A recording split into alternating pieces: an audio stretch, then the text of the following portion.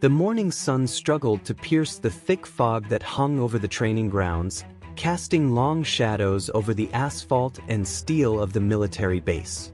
Sergeant Elijah Knox walked steadily toward the central office, his boots echoing softly against the concrete, a rhythm of precision honed over decades of service.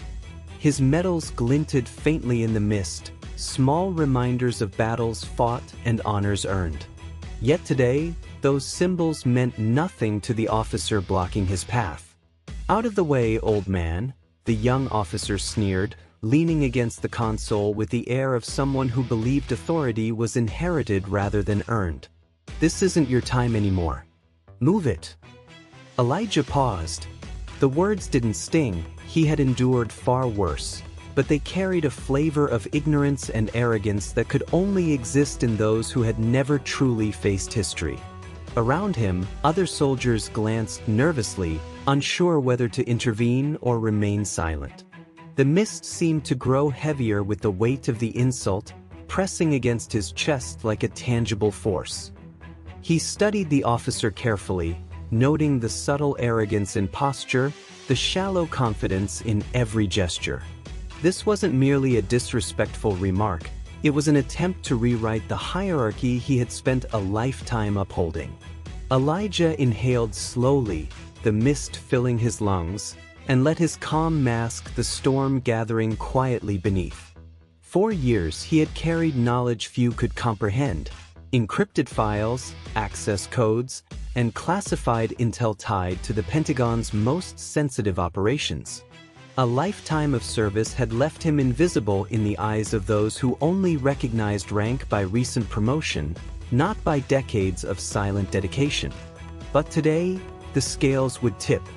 The officer smirked, leaning closer, eyes flicking to the medals adorning Elijah's chest. "I don't know why they even let guys like you walk the grounds anymore. You're outdated, realist, unnecessary. Step aside before you slow us all down." Elijah's gaze hardened, not in anger, but in a quiet certainty that had been forged in years of discipline, hardship, and vigilance. He reached into his jacket and activated the concealed terminal embedded within his wrist device. A small, innocuous gadget to anyone else, but one capable of triggering communications that the officer could never imagine. The holographic interface flickered to life silently. Codes, protocols, and security channels scrolled across the air, invisible to the casual observer but fully responsive to his touch. A soft vibration alerted him. The Pentagon was within reach. A few keystrokes, and the entire base's command network would respond, recognizing the authority embedded in his clearance. The officer, unaware of the storm about to descend, leaned back, smirking, ready to deliver one last condescending gesture. "Seriously, old man. Move before I make you." The interruption came in the form of a soft chime, barely noticeable at first. Then, holographic displays across the base flickered and shifted. Security cameras, communication consoles, and operational terminals realigned, their interfaces now acknowledging Elijah as the central authority. Every device he touched pulsed softly, responding to commands that had been dormant until this very moment. The officer froze mid-gesture, confusion rippling across his face. What is happening?" he whispered, panic creeping into his voice. His smirk vanished, replaced by a dawning realization that the man he had mocked held power far beyond the confines of rank and assignment.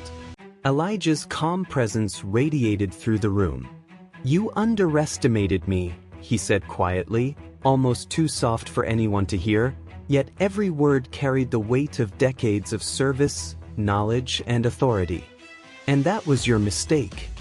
Suddenly, a line of secure communication activated, the holographic screen above the command console lighting up with the Pentagon's emblem. Senior officers appeared, their expressions unreadable, yet their presence alone carried an invisible weight. "Sergeant Knox." The voice came through clearly, "We have received your alert. Proceed as necessary." The officer's mouth opened, but no words could escape.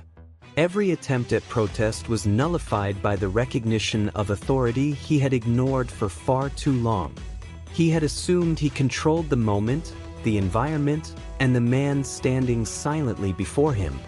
He had assumed wrong.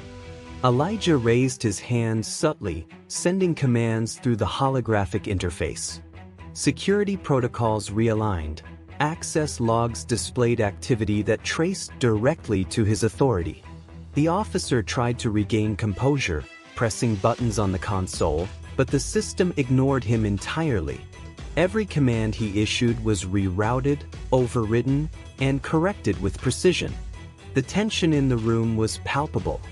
Soldiers and personnel glanced between the two men, sensing the seismic shift in power but uncertain how to respond. They watched as the officer's facade of control crumbled, his confidence evaporating under the invisible weight of Elijah's authority. Minutes stretched like hours. The officer's attempts to speak, to regain dominance, to assert his perceived superiority, were met with silent, unstoppable control. Elijah moved with quiet precision, issuing commands that balanced operational efficiency with subtle, undeniable retribution. Then came the escalation. The officer, in a final, desperate attempt to reclaim authority, reached for the secure communication panel. Elijah's hand flicked once, almost imperceptibly. Holographic barriers rose, locks engaged, and the officer found himself unable to access any system. Every attempt at manipulation, every gesture of defiance, was met with flawless resistance.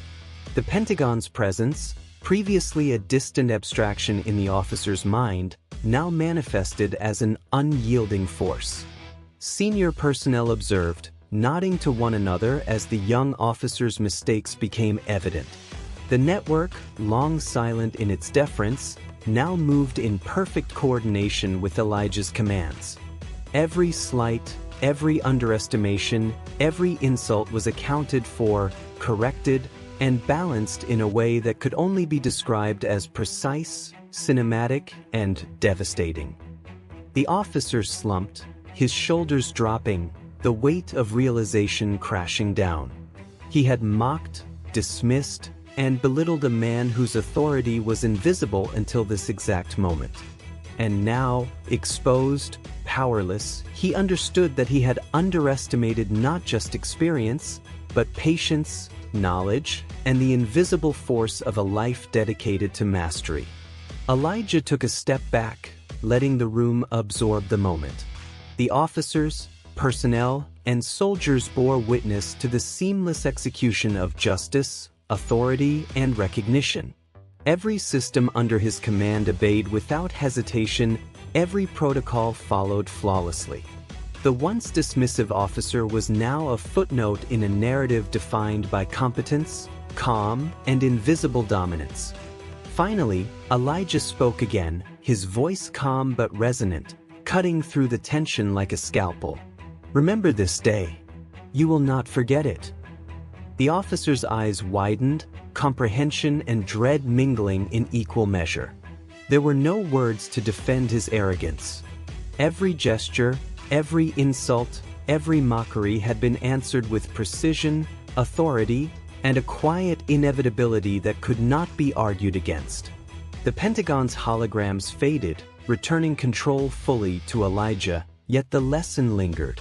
The base, the personnel, the very atmosphere had shifted, acknowledging the quiet, patient, unstoppable force that had finally revealed itself. And as he walked away, boots echoing in the hall one last time, Elijah knew the truth that had guided him for decades. Power is invisible until it is absolute. Authority is quiet until it is undeniable. And justice is inevitable. For the officer who had mocked, belittled, and dismissed him, the call had come too late. The Pentagon had answered, but the true authority, the quiet force of a lifetime, had already delivered its verdict.